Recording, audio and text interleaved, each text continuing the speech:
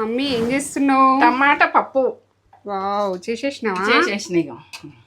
కమ్మటి టమాటా పప్పు.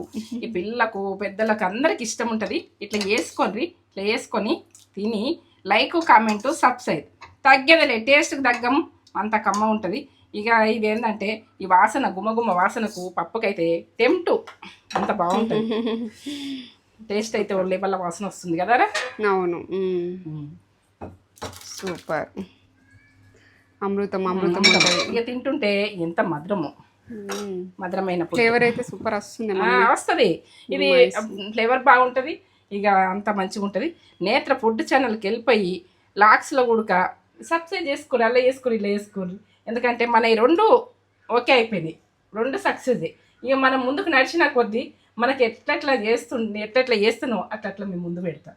ఇక ఎందుకంటే ఇక మీరు ఎంత ఫాస్ట్గా లైక్ కామెంట్ సబ్స్క్రైబ్ ఇచ్చిరనుకో, నేను అంత ఫాస్ట్గా మీకు వంటలు మీకు ఏది కావాలంటే అది పెడతా.